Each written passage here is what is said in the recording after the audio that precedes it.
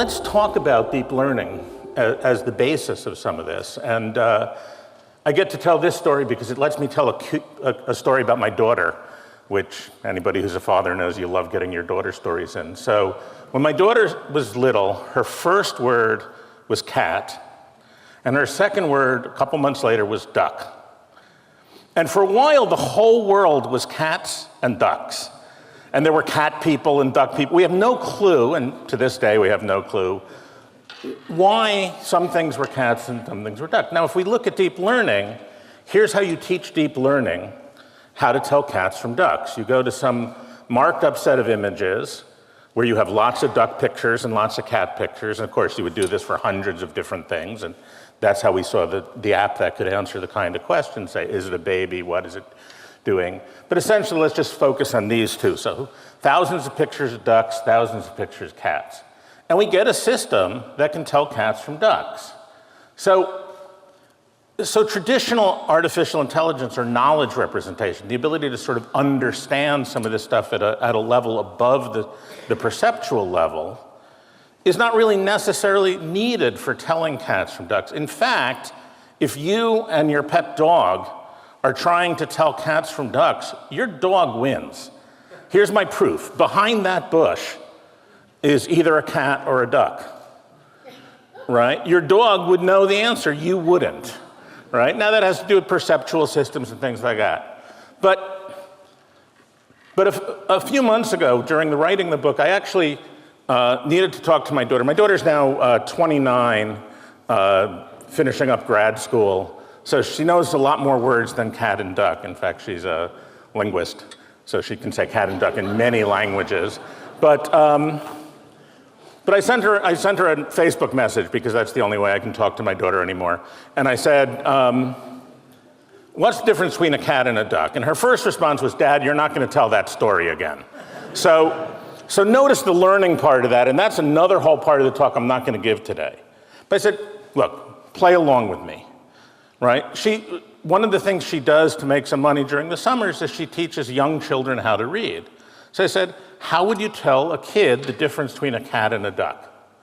And her answer was, well, if I was telling it to a kid, I'd probably say something like, the cat has fur and 4 legs and goes meow. The duck is a bird and it swims and it goes quack.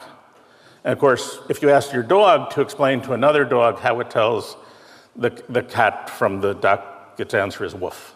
I mean, so essentially, the thing that we call human intelligence has to do with our ability to kind of put these symbols together to explain what we're seeing and hearing and doing, right? And as Holger admitted towards the end of his talk, that with deep learning, we've made some amazing, and don't get me wrong, I give another whole talk to traditional AI audiences about why they have to pay attention to deep learning, how they have to stop ignoring it. But at the same time, we really have to look at this other side. So part of the reason why I said, in a sense, if we want to go the direction Raj wants to go, we run into a problem. So we may not need for the computer to learn how to do some of these things for it to actually do this kind of reasoning. That thing that was answering the question doesn't know what a baby is. And I'll show you some examples of this in a minute. But they can do some amazing perceptual things, drive cars, etc., without that symbolic knowledge. The thing is, we as humans, to be able to interact with these things, to have them really learn about us, need to do it through the kind of conversation I'm having here with you today, right? I'm not just up here, right? I mean, the words I'm speaking have meaning, and you know those meanings, and you're building structures somehow from that. So humans do need these symbols. So if we want humans to talk to the computers are going to have to take that stuff that's in that mass of distributed hierarchical things and be able to somehow turn it into things the humans can deal with. So here's a famous picture, in fact, from the same talk that Holger took some of his slides from by Jan LeCun. And this is an example of deep learning doing some representation. So you see there a dog, a baby, and a chair. There's actually a couple chairs, and it is correctly labeled the right ones and the right parts. Now, if you asked the kind of app we just saw, which could you sit in, it would probably say chair. That's because sit and chair go well together. Sit and dog go well together, but not sit in. So in other words, that app would do great. If I said, which is most likely to bite what, you'd probably get that the dog is most likely to bite the child. If I ask which one can bite which other, right? Well, the dog can bite the baby can bite the dog or the baby can bite the chair probably can't bite the dog or the baby. Now how do you know that, right? You didn't get that by just not reading stories about chairs biting people.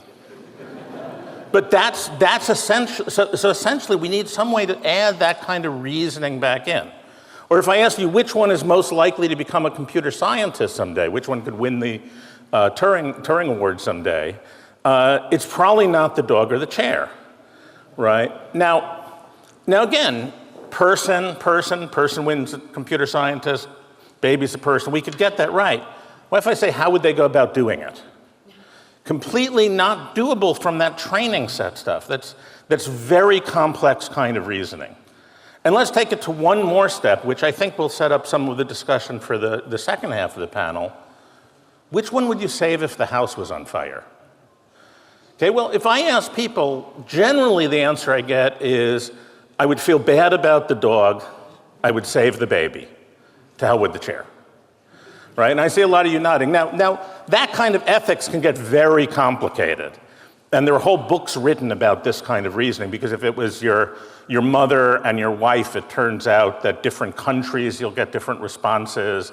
It turns out if you do the trolley problems, the trolley's coming down the track and you can switch it to hit one person or 5 people. Those are becoming very real problems as we start looking at self-driving cars and things like that. But here I'm really talking about the reasoning, right? So would you use a robot babysitter without knowing which of the 3 possibilities it would choose? So how do we know in advance? What are these things? What are the contexts? I'm not going to go into this in detail except to say AI systems are amazing when we're training them in well-defined contexts, situations where the document set they've used covers the situation. Humans are good at recognizing context and deciding when extraneous factors don't make sense. And I don't have time to go into the most famous story about it, but if you Google Stanislav Petrov, you'll learn about a man who literally saved the world. He was a Russian officer who did not launch a nuclear strike, even though his instructions said if certain lights go off, you're supposed to do it, because he looked around and said, this doesn't make sense. Right? So he used not just looking at his panel, but looking at things way beyond it. And it turned out his panel was the thing that was broken, not the US launching a nuclear strike. So the other side of that conversation, though, so I'm going to say, so on one hand, we want to deploy these systems because we have these big problems that we need to solve. And solving these big problems is going to take humans and computers working together in very complex ways, right? So some people are calling AI an existential threat. I think the existential threat is not using AI. However, improperly using AI, and I think we'll hear a lot about that in the second half, because we don't understand its limits, because we haven't thought through that context area, and because we haven't brought that reasoning in contact with that perception, that's where our real challenge is. And so my challenge for those of you who are scientists and thinking about going into the AI area, or in the AI area, is keep in mind that we're making this amazing progress in, as it were, dog AI.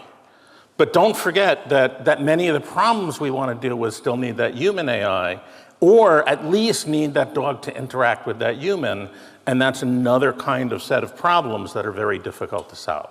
Thank you.